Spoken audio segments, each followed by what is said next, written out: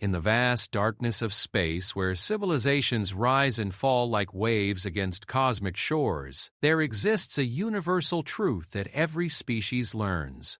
When you're truly desperate, when your world burns and your people face extinction, you don't reach out to the mighty Chronaxi with their advanced technology.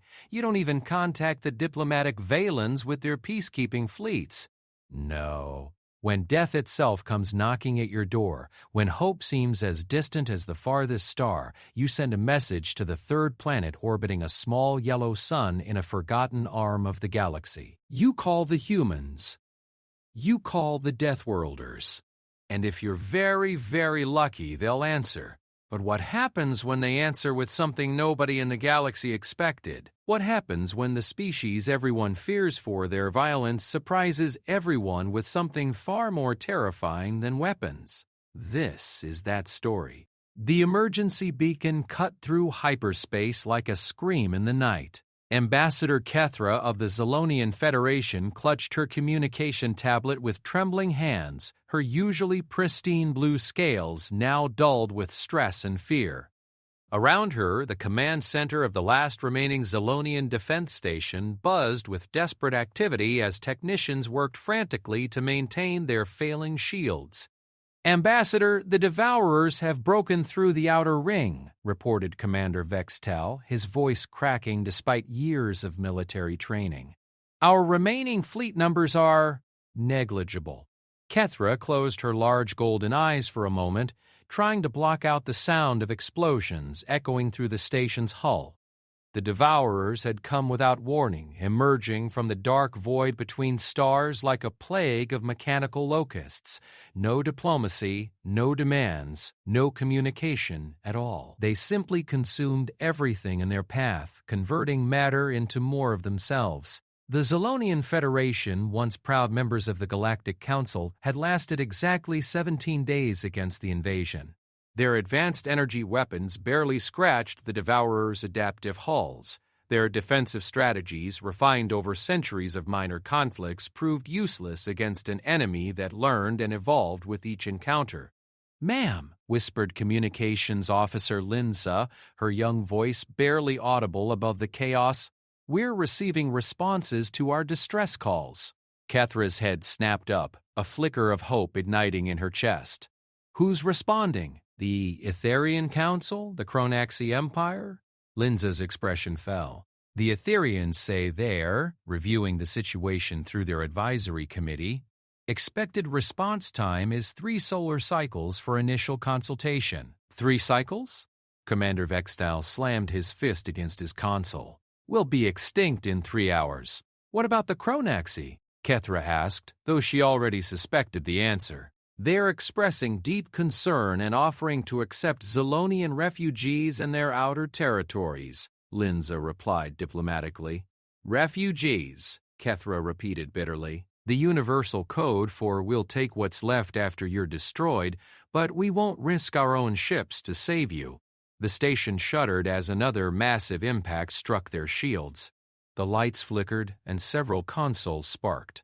Through the massive viewport, Kethra could see the sickening green glow of Devourer ships approaching like a swarm of infected stars. "Ma'am," Linza said suddenly, her voice strange, "there is one more response." "From whom?"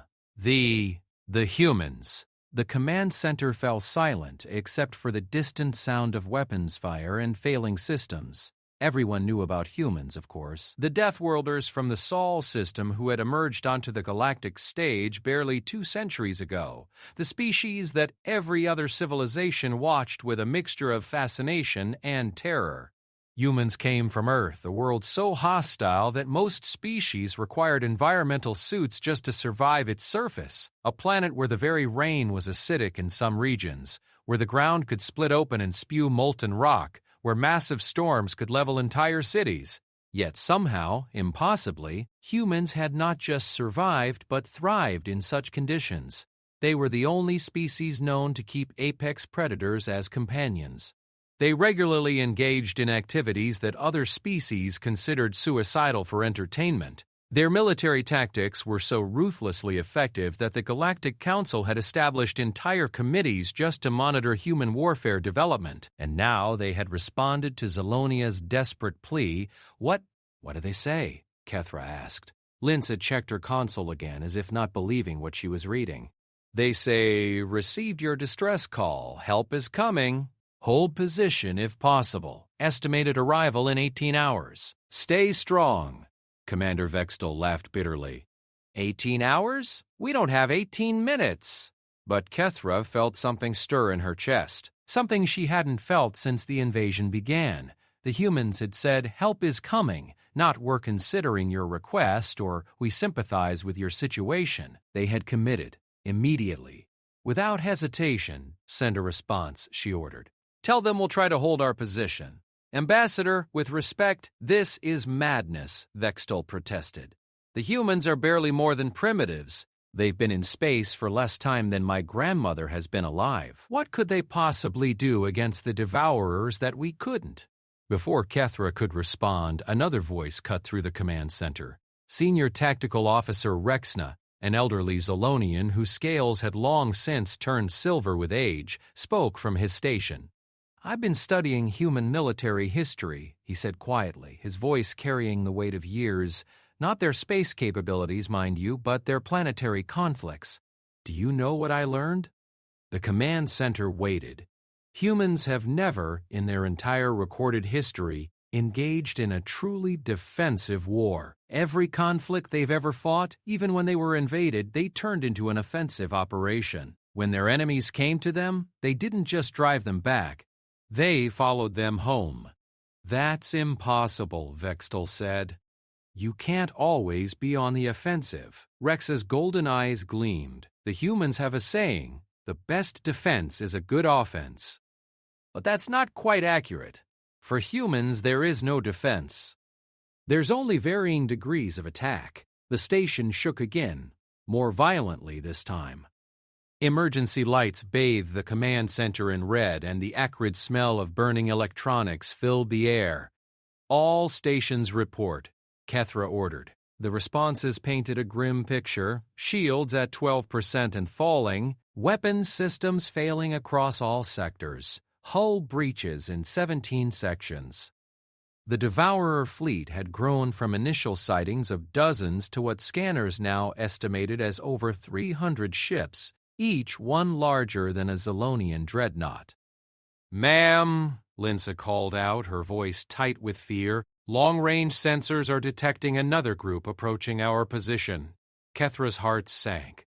More Devourers. Of course, they had probably detected the distress signals and were coming to finish the job. How many? She asked, preparing for the final blow. I can't get an accurate count, Linsa replied, her voice puzzled. The sensor readings don't make sense. It's like there's a massive energy distortion field obscuring them. Rexna suddenly straightened at his station. Those aren't Devourers. How can you be sure? Vextal demanded. Because Devourers don't use stealth technology. They don't need to. They overwhelm through sheer numbers and adaptive capability. Rex's claws clicked rapidly across his console. This is something else entirely. The command center held its collective breath as the mysterious fleet drew closer. Kethra found herself praying to the ancient Zelonian star spirits, something she hadn't done since childhood. If these were more enemies, then Zelonia would fall within the hour. Suddenly, the energy distortion cleared. Linsa gasped. Ma'am, I'm reading. By the ancient flames, I'm reading over 800 ships. Vextal's voice cracked? No, sir. The energy signatures are completely different. These are human vessels. The viewport, which had been filled with the sickly green glow of Devourer ships, suddenly blazed with new light. Ship after ship materialized from the darkness of hyperspace, their hulls gleaming silver and blue under the distant star's light. They weren't the elegant, graceful vessels favored by most galactic civilizations. Human ships looked like weapons that had been taught to fly, angular, aggressive, covered in armor plating and bristling with weapon systems. But it wasn't just the ships that took Kethra's breath away. It was the sheer number of them. She had expected perhaps a small human fleet, maybe a dozen ships. After all, humanity was still considered a minor power in galactic politics. Instead, she was looking at the largest war fleet she had ever seen. "By the star flames," Rex and I whispered. "They brought their entire navy." "No," Kethra said softly, studying the massive formation. "This is bigger than any intelligence reports suggested they possessed." "This is impossible." Linza's console chimed with an incoming transmission. "Ma'am, the human fleet is hailing us. Put them through." The holographic display flickered to life, revealing a human male in what appeared to be a military uniform. His hair was gray, his face lined with scars, and his eyes held the kind of hardness that came from seeing too much death. When he spoke, his voice carried an accent Kethra couldn't identify, but his words were clear and confident. "This is Fleet Admiral Marcus Chen of the Terran Defense Force, commanding the Soul Liberation Fleet. We received your distress call, Ambassador Kethra. We're here to help." "Admiral Chen," Kethra replied, struggling to keep her voice steady. "We are grateful for your response, but I must tell you the situation is beyond desperate. The Devourers number in the hundreds, and they adapt to every weapon we use against them." The human's scarred face showed something that might have been amusement.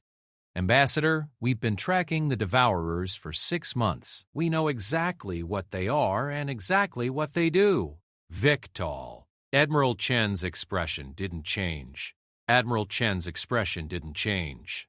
Admiral Chen's expression didn't change. "No, Commander. They're very stoppable. You just haven't been stopping them correctly." On the tactical display, the human fleet was spreading out in formations that Rexene recognized from his studies of human military doctrine. Not defensive positions, but attack patterns. "Admiral," Kethra said carefully, "our combined fleets barely slowed them down. How do you plan to succeed where we failed?" For the first time since the conversation began, Admiral Chen smiled. It wasn't a pleasant expression. "Ambassador, you've been fighting the Devourers like civilized people. You've been trying to destroy their ships, disable their technology, force them to retreat." He paused, and when he spoke again, his voice carried the weight of absolute certainty. "We're not going to fight them like civilized people." The transmission ended, leaving the command center in stunned silence. Outside the viewport, the human fleet continued to deploy in patterns that seemed almost organic in their complexity. Ships moved with purpose and precision that spoke of extensive training and experience. "What did he mean?" Linza asked quietly. "About not fighting like civilized people?" Rexen was studying his tactical displays with growing excitement. I think we're about to learn something about human warfare that the galaxy isn't prepared for." Suddenly, every human ship in the fleet began broadcasting on all frequencies. Not to the Zolonians or to each other, but directly to the Devourer swarm. The message was simple, translated into every known language simultaneously. "This is humanity. You have attacked our friends. That was a mistake. Surrender now, or face the consequences." Vextal stared at the display in disbelief. "Are they insane? You can't negotiate with Devourers. They don't communicate. They don't surrender. They only consume." As if to prove his point, the Devourer swarm began moving toward the human fleet, their adaptive hulls already beginning to shift and change as they prepared to analyze and counter human weapons technology. Rexan's console chimed with a priority alert. "Ma'am, I'm detecting massive energy buildups across the human fleet. But the signatures don't match any known weapon systems." Kethra gripped her command chair as she watched history unfold before her. Whatever the humans were planning, she had the distinct feeling that the galaxy was about to learn something new about the species from the death world called Earth. The Devourers, confident in their ability to adapt and overcome, surged forward to engage the human fleet. They had no idea what was coming. Admiral Marcus Chen stood on the bridge of the TDF Indomitable, his weathered hands clasped behind his back as he watched the Devourer swarm approach on the tactical display. Around him, his bridge crew worked with the quiet efficiency that came from months of preparation and drilling. This moment had been planned for, war-gamed, and refined until every variable had been accounted for. "Admiral," reported his tactical officer, Lieutenant Commander Sarah Kim, "Devourer fleet is maintaining approach vector. No change in formation or energy signatures." "They're not adapting yet," observed Commander James Wright, Chen's executive officer. "Still treating us like a conventional threat." Chen nodded grimly. The Devourer's strength was also their weakness. They were designed to analyze, adapt, and overcome any military technology they encountered. But they had never encountered anything like what humanity had prepared for them. 6 months ago, when long-range sensors had first detected the Devourer swarm consuming the Outer Rim colonies, the Terran Defense Force had faced a simple reality. Conventional warfare wouldn't work. Every species that had tried to fight the Devourers conventionally had failed. The galaxy's most advanced military technologies, refined over millennia, had proven useless against an enemy that could adapt to anything. So humanity had done what humanity always did when faced with an impossible problem. They had cheated. "Communications," Chen ordered. "Signal all ships. Initiate Operation Shepherd." Across the vast human fleet, 800 ships began to move in perfect coordination. But they weren't moving like warships preparing for battle.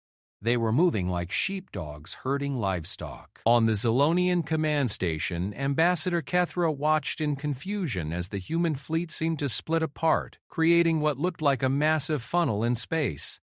"What are they doing?" Commander Vextal demanded, studying the tactical display. "They're giving the Devourers a clear path straight through their formation." Senior Tactical Officer Rexna leaned forward, his golden eyes reflecting the glow of his console. "No," he said slowly. "They're channeling them, like water through a canyon." Indeed, the human fleet was positioning itself to force the Devourer swarm into an increasingly narrow corridor of space. The alien ships, recognizing what appeared to be a tactical advantage, poured forward into the gap between the human formations. "Admiral Chen," Kethra broadcast on the open channel, "the Devourers are moving through your lines. You need to close the gap." Chen's voice came back calm and steady. "Ambassador, trust us. We know what we're doing." On the Indomitable's bridge, Lieutenant Commander Kim was tracking the Devourer movement with precision that bordered on artistic. 70% of the swarm is now within the corridor, Admiral. 80%? 90%? "All ships report ready," Commander Wright announced. Chen waited until the last Devourer vessel had committed to the corridor before giving his next order. "Execute Phase 2. What happened next defied everything the galaxy thought it knew about space warfare. Instead of firing weapons, the human ships began to move, not toward the Devourers, but past them, around them. The 800 ships of the Soul Liberation Fleet suddenly revealed their true purpose. They weren't warships at all. They were construction vessels. "Impossible," Rexa breathed, watching his sensors struggle to process what they were detecting. They're building something. In real time, around the Devourers. The human ships moved with mechanical precision, each one carrying massive prefabricated sections that they began assembling in space around the trapped Devourer swarm. Within minutes, a structure was taking shape that dwarfed even the largest space stations. "My God," whispered Communications Officer Linsa. "They're building a cage. Not just any cage. The structure rising around the Devourers was a marvel of engineering that seemed to incorporate technologies from across known space, but combined in ways no one had ever attempted. Energy barriers that shifted frequency every microsecond to prevent adaptation. Gravitational field generators that created localized space-time distortions. Quantum isolation fields that severed the Devourers' connection to their collective intelligence network. But most remarkably of all, the cage was designed not to destroy the Devourers, but to contain them completely. "Admiral!" Vextal broadcast, his voice filled with awe. "How is this possible? This level of construction capability, it would require the industrial output of an entire star system." Chen's response revealed the true scope of humanity's preparation. Commander, for the past 6 months, every human colony, every orbital facility, every asteroid mining operation has been working around the clock to build this fleet and this containment system. We mobilized our entire civilization. The implications of that statement rippled through the Zolonian command center. Humanity had effectively converted their entire interstellar infrastructure into a military-industrial complex dedicated to a single purpose, stopping the Devourers. But the cost, Kethra protested. The economic impact alone would cripple most civilizations. Ambassador, Chen replied, you're thinking like politicians, we're thinking like soldiers. When someone threatens our friends, we don't count the cost, we pay the price. The containment structure was now fully formed around the Devourer swarm, a massive geometric prison that pulsed with energy fields and gravitational distortions. The Devourers, for the first time since their appearance in the galaxy, had been stopped completely. But Chen wasn't finished. All ships begin Phase 3. Rex's name's sensor readings suddenly spiked beyond anything he had seen before. Rex's says he prepares to treat and accommodate. Ma'am, the humans are powering up some kind of massive energy system. The power readings they're off the charts. What the elderly tactician was detecting was the activation of humanity's most ambitious project yet. Not content with merely stopping the Devourers, they had designed their containment system to serve a second purpose. The cage began to move, not through normal space, but through dimensions that most species didn't even know existed. The entire structure, with the Devourer swarm trapped inside, began to phase shift out of normal reality. They're banishing them, Rexe said in wonder. They're sending the entire swarm into dimensional exile. Commander Wright's voice came through the communication channel explaining the process. The containment system creates a stable pocket dimension isolated from normal space-time.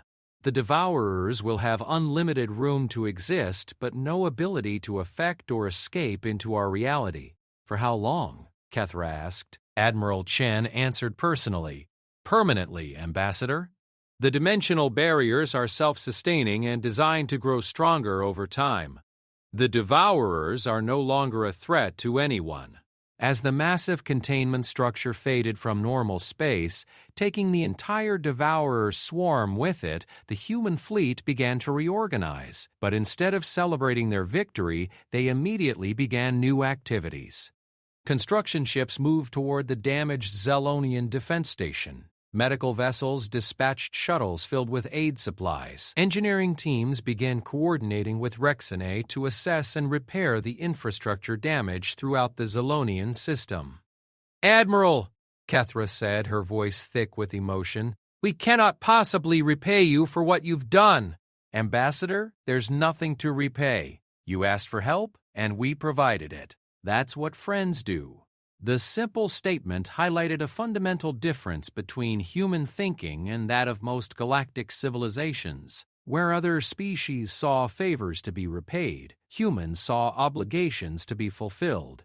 Over the next several hours, as human engineering teams worked tirelessly to repair Zolonian infrastructure, the true scope of their intervention became clear. They hadn't just stopped the Devourers, they had planned for every aspect of the aftermath.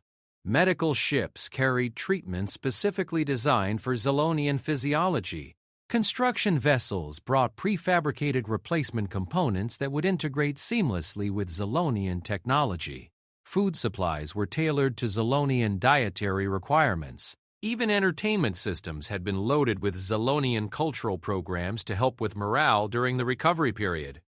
How did you know? Kethra asked during one of her conversations with Admiral Chen. How did you know exactly what we would need? We did our homework, Chen replied simply. When we commit to helping someone, we commit completely. As the hours passed, other aspects of human preparation became apparent. They had brought enough supplies to support the entire Zolonian population for months. They had medical personnel trained in xenobiology specifically to treat non-human injuries. They had engineers who had studied Zolonian technology extensively and could repair or improve their systems. Most remarkably, they had brought teachers. Teachers? Vextal asked when he learned about this particular group. Commander Wright, who had been coordinating the relief efforts, nodded. educational specialists who can help Zolonian children process the trauma of the invasion, historians who can help preserve your cultural records that might have been damaged, technical instructors who can teach new defensive strategies based on what we learned about the Devourers. The galaxy had expected humanity to respond to the crisis with violence. Instead, they had responded with comprehensive care. But perhaps the most surprising aspect of the human intervention was revealed when Rexna asked Admiral Chen about their military capabilities. "Admiral, this fleet, this level of coordination and capability, you could conquer half the galaxy with this force." Chen's response would later be quoted in diplomatic circles throughout known space. "Officer Rexna, we could probably conquer the entire galaxy if we wanted to." But conquest is what the Devourers tried to do, and look where it got them. We're not interested in ruling anyone. We're interested in making sure everyone has the chance to rule themselves. The statement was particularly significant because intelligence reports had suggested that the Sol Liberation Fleet represented only a fraction of humanity's total military capability. The implication that they could field multiple such fleets was both reassuring and terrifying to the galaxy's other powers. As the immediate crisis passed and human aid ships continued their work, Ambassador Kithra found herself grappling with a new reality. The Deathworlders from Earth hadn't just saved her people. They had revealed themselves to be the galaxy's most capable protectors. But more than that, they had demonstrated a fundamental difference in philosophy that challenged everything the galactic community thought they knew about power and its use. "Ambassador," Rexna said during one of their briefings, "we need to contact the Galactic Council. The other species need to know what humanity is capable of." The galaxy's other powers had watched humanity with suspicion and fear, concerned about the military potential of a species that had evolved on such a hostile world. But what they had witnessed here suggested something far more significant than mere military might. "Yes," she agreed finally, "but not just their capabilities. Their intentions. The galaxy needs to understand that humanity doesn't see power as something to be hoarded and used for domination. They see it as something to be shared and used for protection." As reports of the intervention began to spread throughout galactic communication networks, the implications were staggering. Humanity had effectively announced that they possessed both the capability and the will to protect any species that asked for their help. More importantly, they had demonstrated that their idea of protection went far beyond simple military intervention. They had shown themselves to be prepared for comprehensive assistance, from immediate crisis response to long-term reconstruction and support. The galaxy was about to learn that having the Deathworlders as friends was far more valuable than having them as enemies. But first, they would have to understand what humanity expected in return. The answer to that question would surprise everyone even more than the impossible fleet had. The emergency session of the Galactic Council convened 3 days after the Devour crisis ended in the ancient crystalline chambers of the Etherian homeworld. Representatives from 237 species had gathered, their various forms filling the chamber with a rainbow of colors and shapes that represented the diversity of galactic civilization. High Counselor Zarthake of the Etherians, his translucent form shimmering with the wisdom of millennia, called the session to order with a resonance that seemed to emanate from the very walls of the chamber. "We are gathered to discuss the unprecedented events in the Zolonian system." His voice carried through both the air and the quantum communication networks that allowed species across the galaxy to participate. "The implications of what we have witnessed may fundamentally alter the balance of galactic power." Ambassador Kethra stood at the central podium, her blue scales now restored to their natural luster after 3 days of recovery. Beside her, a holographic projection displayed the impossible sight of 800 human vessels constructing a dimensional prison around the Devourer swarm in real time. "Honored counselors," Kethra began, her voice carrying across the vast chamber, "I stand before you as a representative of a species that should no longer exist. 3 days ago, the Zelonian Federation faced complete extinction at the hands of the Devourers." Murmurs rippled through the assembly. Every species present had received reports about the Devourers' unstoppable advance through the Outer Rim, and many had been preparing evacuation plans for their own worlds. Our calls for assistance were met with committee formations, advisory reviews, and offers to relocate our survivors, Kethra continued, her words carrying a slight edge of reproach. Only one species responded with immediate action, the humans of Earth-crowned Victor. The murmurs grew louder. Grand Admiral Thexakar of the Chronaxi Empire, his imposing form enhanced by ceremonial battle armor, leaned forward in his delegation's seating area. Ambassador Kethra, his voice rumbled through translation systems, we are all grateful for humanity's intervention. But the scale of their response raises concerning questions. Intelligence reports suggest they deployed their entire military capacity. Such mobilization implies preparation for conquest, not rescue. A new voice cut through the chamber before Kethra could respond. Admiral Marcus Chen stepped through the diplomatic transport portal, his presence immediately shifting the mood in the room. Unlike the ornate ceremonial attire worn by most delegates, Chen appeared in his simple military uniform, bearing the scars and bearing of a warrior. Grand Admiral Thexkar, Chen said, his voice carrying the authority of someone who had faced impossible odds and won. With respect, you're thinking like a conqueror. We were thinking like friends. The Chronaxi delegation stirred uneasily. Thexkar's multiple eyes focused intently on the human admiral. Admiral Chen, friendship does not require the industrial output of an entire civilization. The resources you expended could have funded the defense of a dozen systems through conventional means. Chen's response revealed the fundamental difference between human thinking and that of the galaxy's established powers. Grand Admiral, conventional means failed against the Devourers. Every species that tried conventional warfare was consumed. We didn't mobilize our civilization to show off. We mobilized because anything less would have failed, and failure meant watching our friends die. High Counselor Zarthek's form shimmered with what might have been curiosity. Admiral Chen, your species' commitment to the Zolonians is unprecedented, but it raises questions about your expectations in return. What price do the humans demand for this intervention? The chamber fell silent.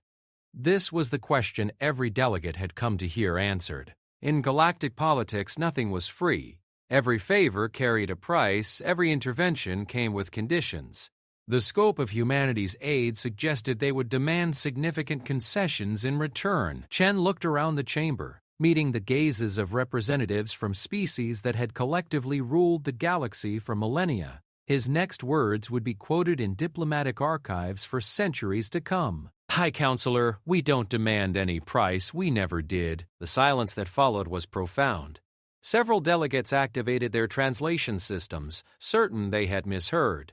Admiral pressed Counselor Vilvara of the Vash Consortium, her insectoid form clicking with agitation. Surely you understand that resources on this scale represent significant political leverage.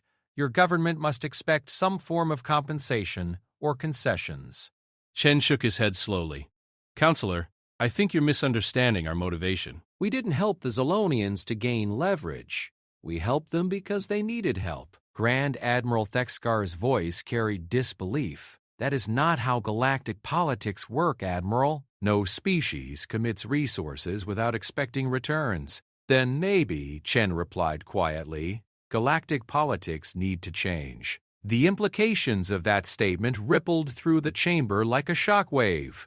Species that had built their power on careful calculation of favors and obligations suddenly faced the concept of unconditional assistance. Ambassador Kethra stepped forward to support Chen's statement. Honored counselors, I can confirm that humanity has asked for nothing in return for their aid. No territorial concessions, no trade agreements, no political allegiances. They have simply helped us rebuild.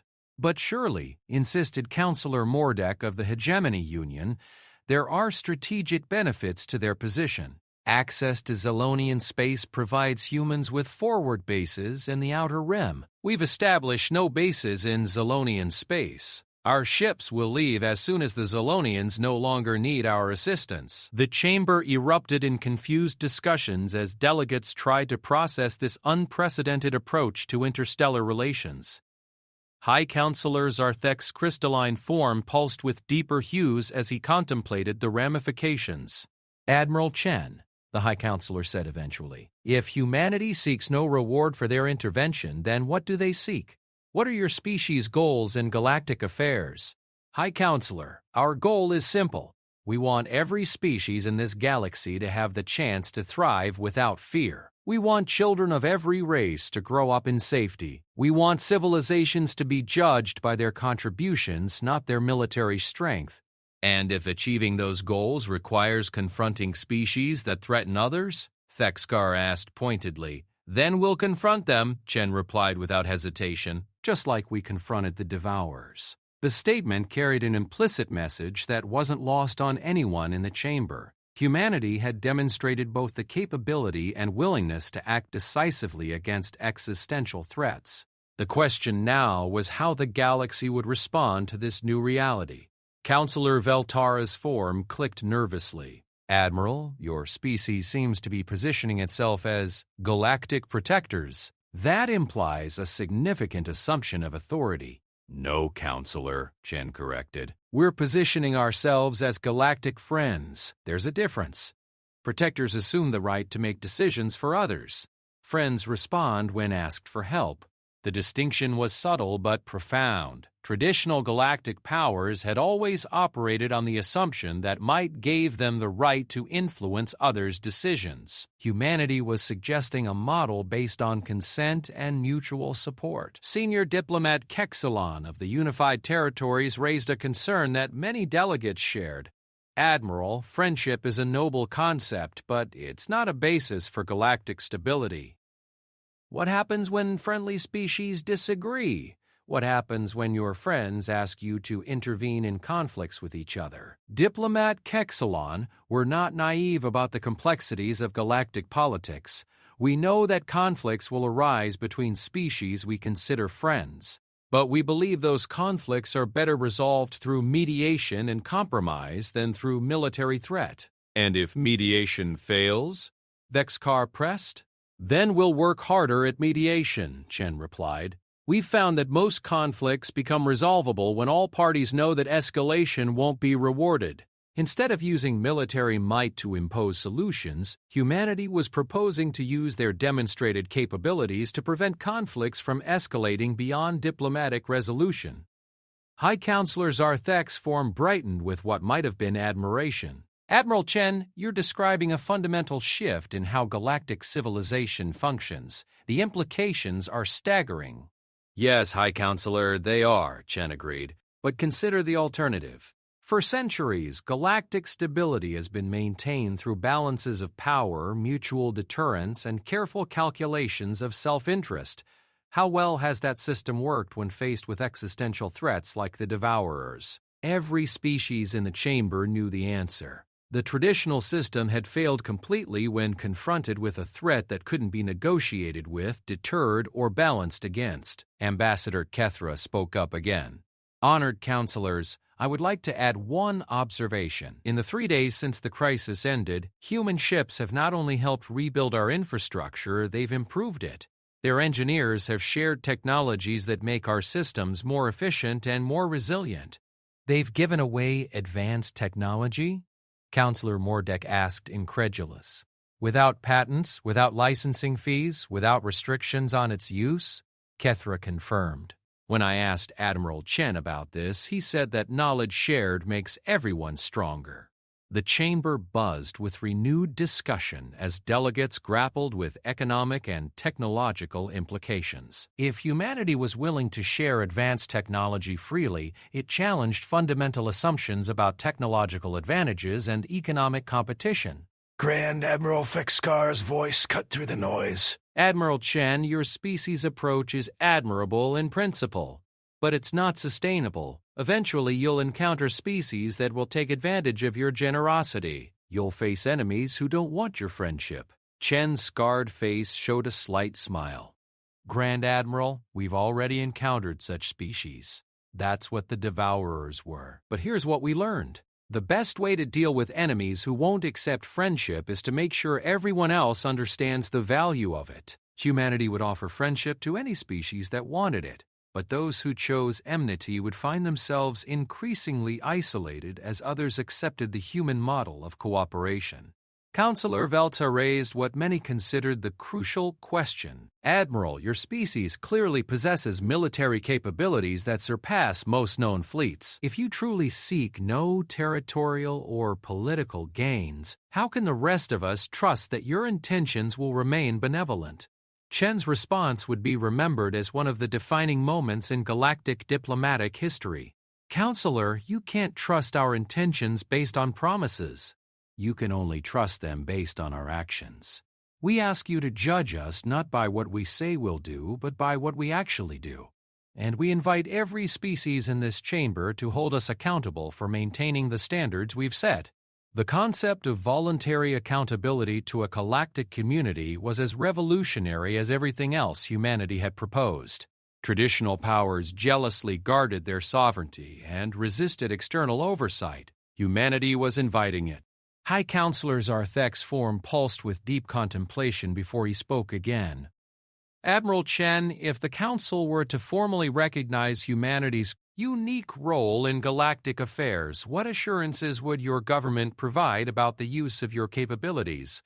Chen's answer was immediate and unequivocal. High Counselor, we provide this assurance. Humanity will never use its capabilities to conquer, subjugate, or dominate any species. We will use our strength only to protect those who cannot protect themselves, and to prevent conflicts that threaten galactic stability. And if we ever break that promise, we invite the galaxy to stop us by any means necessary. The chamber fell silent as delegates processed the implications of that pledge. Humanity wasn't just offering friendship, they were offering to limit their own power through voluntary restraint and community oversight.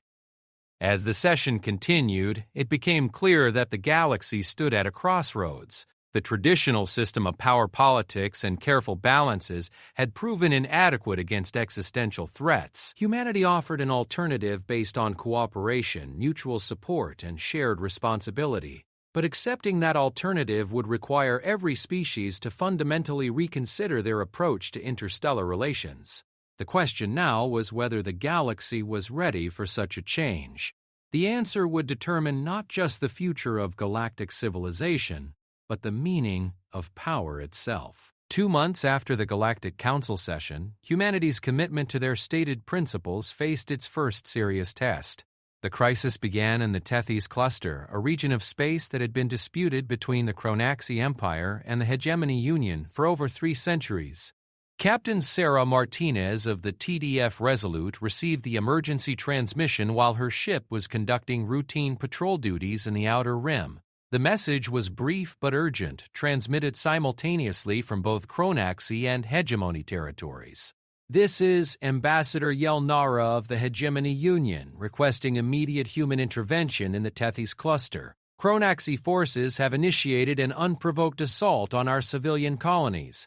We invoke the friendship accords established after the Devourer crisis. This is Grand Admiral Thexkar of the Chronaxi Empire requesting immediate human intervention in the Tethys Cluster. Hegemony forces have attacked our settlement ships without warning. As friends of humanity, we ask for your protection under the principles you established. Captain Martinez stared at the communications display, feeling the weight of impossible decisions.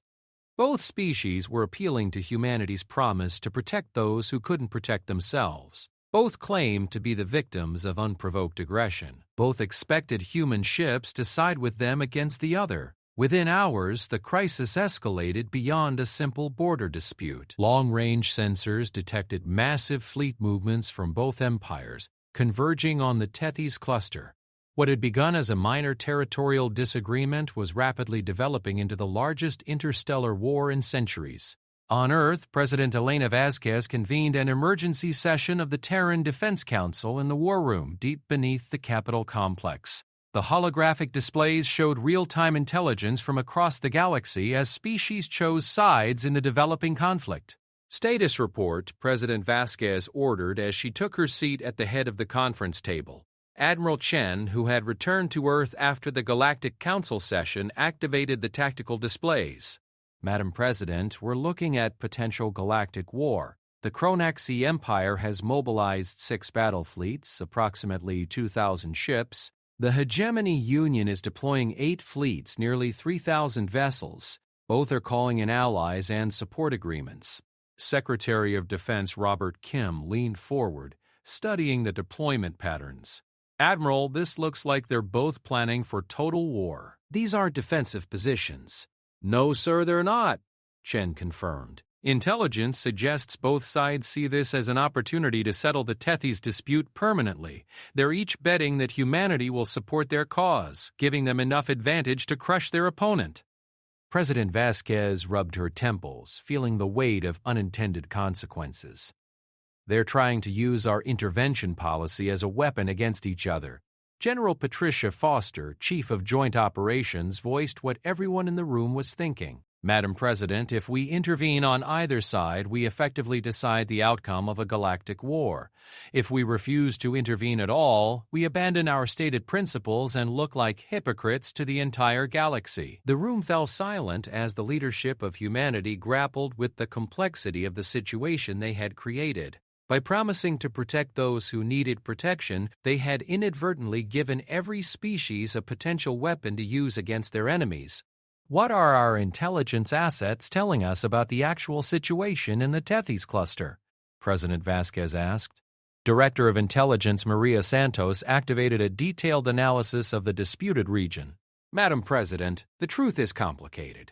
The Tethys cluster contains 17 habitable worlds, all of which have been claimed by both empires at various times over the past 3 centuries. Both sides have legitimate historical claims, and both have civilian populations in the region.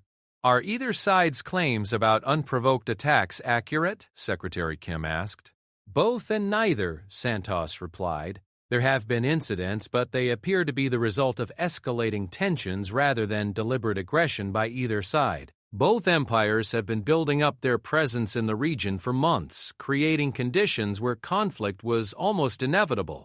Admiral Chen brought up tactical projections of the developing conflict. Madam President, if this escalates to full war, casualty estimates are catastrophic.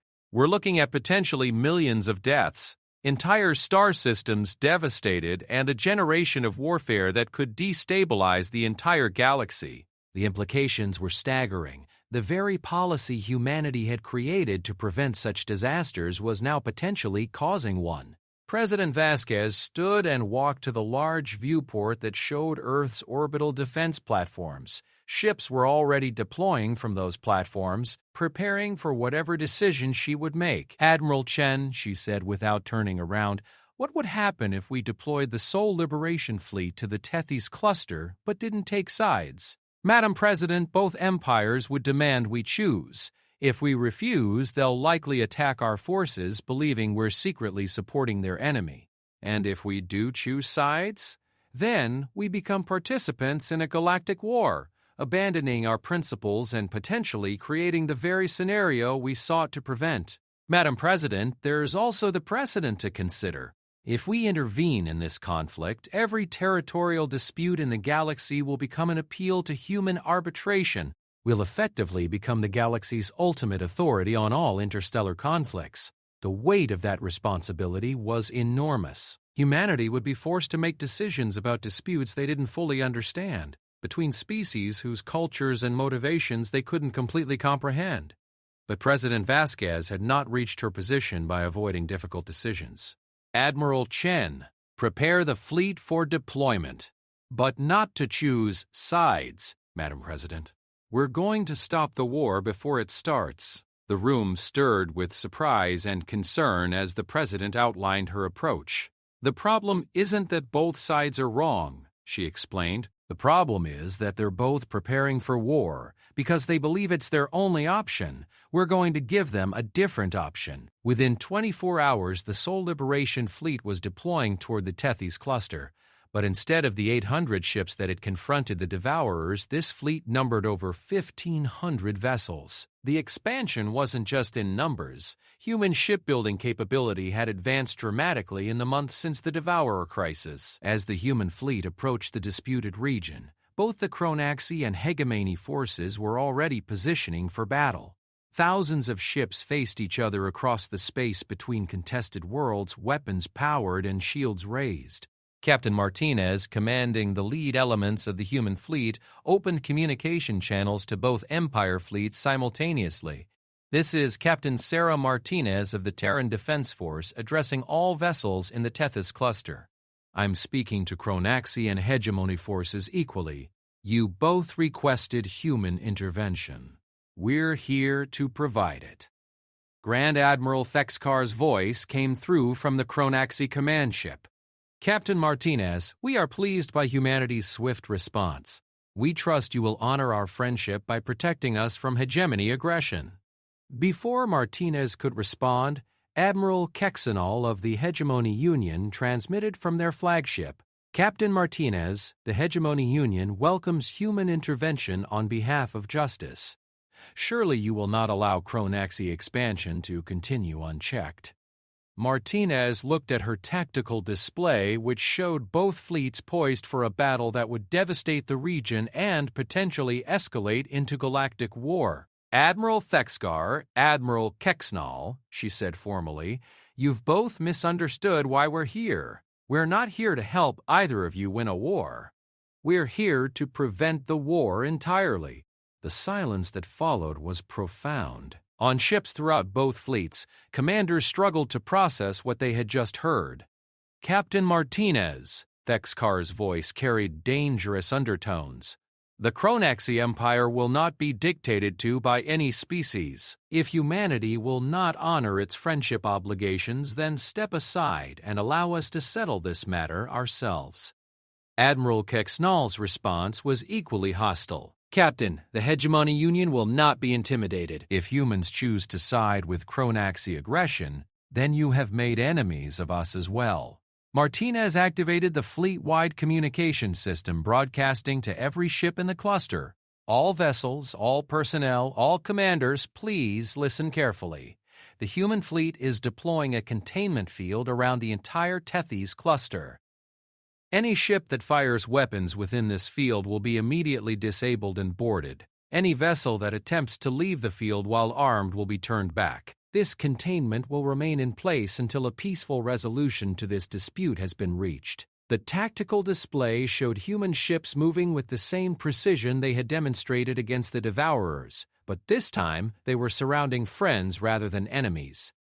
The containment field they were establishing wasn't designed to imprison anyone, but to prevent the conflict from escalating beyond diplomatic resolution.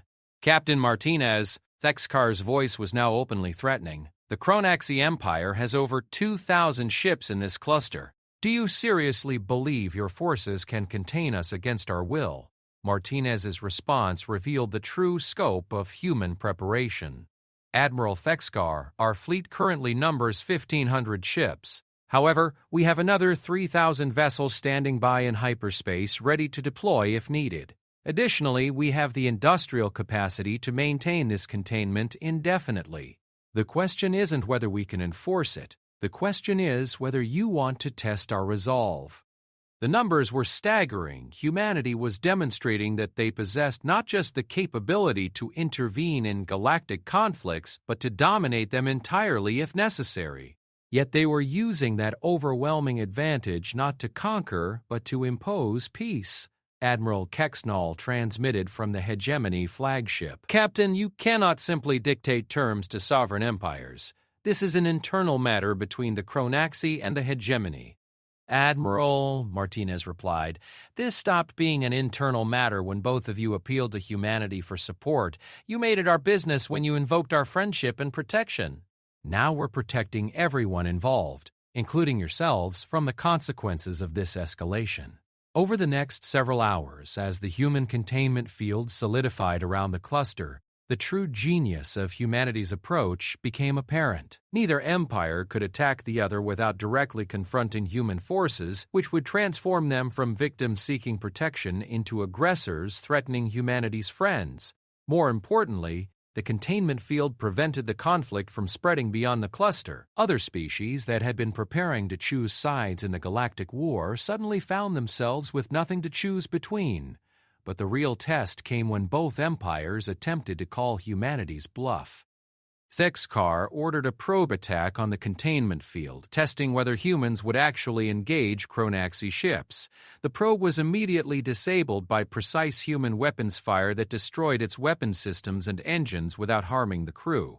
Kexnal responded by attempting to break through the field with a squadron of fast attack ships. They were intercepted and similarly disabled within minutes. Both empires now faced a reality they had not anticipated. Humanity possessed the capability and will to enforce their peace whether their friends wanted it or not. The containment of the Tethys cluster would last for 3 weeks, during which human diplomatic teams worked tirelessly to mediate a resolution to the territorial dispute. But the real impact was felt throughout the galaxy as species realized that humanity's friendship came with responsibilities as well as benefits. The galaxy was learning that the Deathworlders didn't just protect their friends from external threats, they protected them from themselves as well. The question now was whether the galaxy would accept this new form of imposed peace, or whether humanity's unprecedented intervention would unite their friends and enemies alike against them. The answer would reshape the meaning of friendship itself. 6 months after the Tethys cluster containment, Ambassador Kethra stood once again in the crystalline chambers of the Galactic Council, but the atmosphere was dramatically different from the emergency session that had followed the Devourer crisis. This time, the chamber buzzed with the energy of transformation rather than the tension of crisis. The Tethys resolution, as historians would later call it, had fundamentally altered the galaxy's approach to interstellar relations. The 3-week mediation process had resulted in the first truly cooperative colonial development project in galactic history, with both the Chronaxi Empire and the Hegemony Union agreeing to joint administration of the disputed worlds. More significantly, the success of human-mediated resolution had triggered a cascade of similar requests from across the galaxy. Territorial disputes that had simmered for centuries were suddenly being brought to human mediators for resolution. Trade conflicts that had seemed intractable were being settled through human arbitration, but it wasn't just the resolution of existing conflicts that was changing the galaxy. It was the emergence of entirely new forms of cooperation. High Counselor Zarthek's crystalline form pulsed with vibrant colors as he addressed the assembly. "We convene this council to formally recognize the establishment of the Galactic Cooperation Accords, initiated by humanity and now endorsed by 187 member species." In just 6 months, nearly 80% of galactic civilization had voluntarily signed agreements to submit their disputes to human mediation and to participate in cooperative development projects under human coordination. But the true measure of change wasn't in the statistics. It was in stories like the one Ambassador Veltara of the Vosh Consortium was sharing with the Assembly. "Honored counselors," her insectoid form clicked with excitement. "I wish to report on the results of the Kepler terraforming project. In partnership with human engineers, we have successfully transformed 3 barren worlds into habitable planets suitable for multiple species. The technology-sharing agreements have advanced our terraforming capabilities by centuries." The Kepler project represented something unprecedented in galactic history. A voluntary collaboration between dozens of species, each contributing their unique capabilities to a common goal under human coordination. Grand Admiral Thexkar, his imposing form now bearing the insignia of the Joint Defense Alliance, addressed the chamber with what might have been amazement in his voice. "Counselors, I must report that Chronaxi Hegemony joint patrols in the Tethys cluster have achieved security levels previously thought impossible. Our former enemies have become our partners, and our combined capabilities far exceed what either empire could achieve alone." The transformation of the galaxy's 2 most militaristic powers, from bitter enemies into cooperative partners, had been perhaps the most striking example of humanity's influence. but it was far from the only one. Species that had never spoken to each other were now collaborating on research projects. Civilizations that had viewed each other with suspicion were sharing technologies and cultural exchanges. The galaxy's resources were being used more efficiently than ever before, and the benefits were spreading to even the smallest and most isolated communities. But the most significant change was philosophical. The galaxy had moved from a model based on competition and mutual deterrence to one based on cooperation and mutual support. Admiral Chen, now bearing the title of Director of Galactic Mediation, stood to address the Assembly. His role had evolved far beyond military command to become something entirely new in galactic civilization, a coordinator of interstellar cooperation. "Honored counselors," Chen began, "I want to address the concerns that some have expressed about humanity's expanding role in galactic affairs. There are those who worry that we are becoming what we promised never to become, galactic rulers." The chamber fell silent. This concern had been growing as humanity's influence expanded, despite their continued protestations that they sought no dominion over other species. "I understand these concerns," Chen continued, "because they reflect a fundamental misunderstanding about the nature of power and its proper use. Let me be clear. Humanity does not rule the galaxy. We coordinate it." The distinction was subtle but crucial. Traditional galactic powers had used their strength to impose their will on others. Humanity was using their strength to help others achieve their own goals more effectively. "But coordination requires authority," interjected Counselor Mordek of the Hegemony Union, voicing the concern that many species shared. "How do we ensure that authority is not abused?" Chen's response revealed the elegant solution humanity had developed to address this fundamental problem of power. "Counselor Mordek, our authority exists only as long as it produces results that benefit everyone involved. The moment our coordination becomes domination, species are free to withdraw from our mediation and cooperation frameworks." It was a revolutionary concept. Authority based not on force or threats, but on demonstrated value and voluntary consent. Species continued to work with humanity not because they had to, but because doing so consistently improved their circumstances. High Counselor Zarthek's form brightened with understanding. "Admiral Chen, you're describing authority based on competence rather than compulsion." "Exactly, High Counselor. We've learned that sustainable leadership cannot be imposed. It must be earned continuously through results that benefit those being led." The implications of this approach were staggering. It meant that humanity's position in galactic affairs was secured not by military might, but by their ability to consistently solve problems and improve conditions for everyone involved. Ambassador Kethra stepped forward to share the Zolonian perspective on humanity's evolving role. "Honored counselors, I wish to address those who fear human dominance by sharing our experience. Since the Devourer crisis, humanity has helped us not just rebuild, but transform our entire civilization. Our technology is more advanced, our society more prosperous, our future more secure than ever before." She paused, looking around the chamber at representatives of species who had initially viewed human intervention with suspicion. "But perhaps most importantly, we remain completely independent. Humanity has never attempted to influence our internal politics, control our resources, or dictate our policies. They have simply made it easier for us to achieve our own goals." This pattern was being repeated across the galaxy. Species that worked with humanity found themselves more capable, more prosperous, and more secure than ever before. But they also retained complete autonomy over their internal affairs. The success of this approach had created a virtuous cycle. As more species experienced the benefits of cooperation with humanity, they became advocates for the human model of galactic relations. Opposition to human influence wasn't being suppressed, it was being converted through demonstrated results. But perhaps the most remarkable development was the emergence of what scholars were calling distributed leadership. Humanity wasn't simply coordinating galactic affairs, they were teaching other species to coordinate as well. Counselor Yelnara of the Hegemony Union provided an example of this phenomenon. "Counselors, I am pleased to announce that the Hegemony Chronaxi Mediation Council has successfully resolved 15 territorial disputes in the past month, using methods learned from human mediators. We are now capable of handling many conflicts without direct human involvement.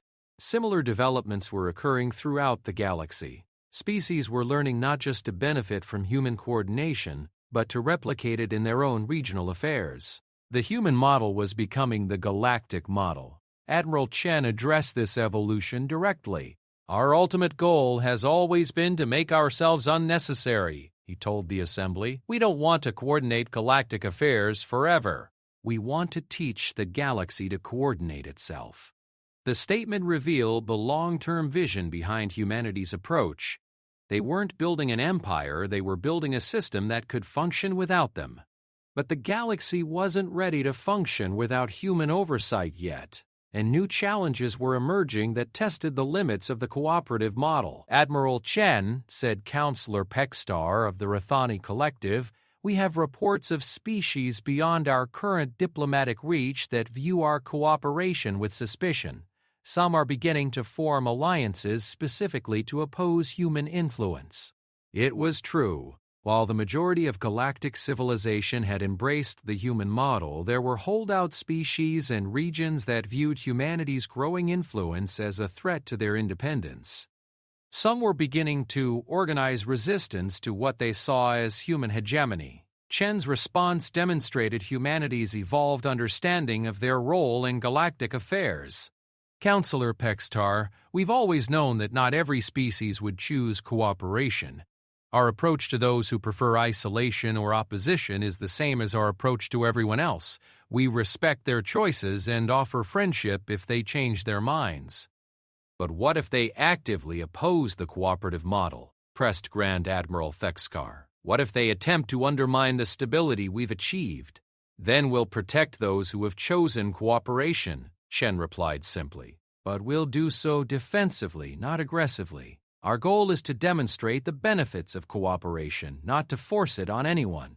This approach was already being tested in practice. When the Sardok clans had attempted to raid cooperative terraforming projects, human fleets had responded with precisely calibrated force that stopped the attacks without escalating into broader conflict. When the Nephat principalities had tried to blockade trade routes used by cooperative species, human intervention had broken the blockades while offering the Nethak alternative trade arrangements. The pattern was consistent. Humanity would protect the cooperative model, but they would always leave the door open for opponents to join rather than be defeated. As the council session continued, it became clear that humanity had achieved something unprecedented in galactic history. They had created a form of leadership that grew stronger through voluntary participation rather than forced compliance.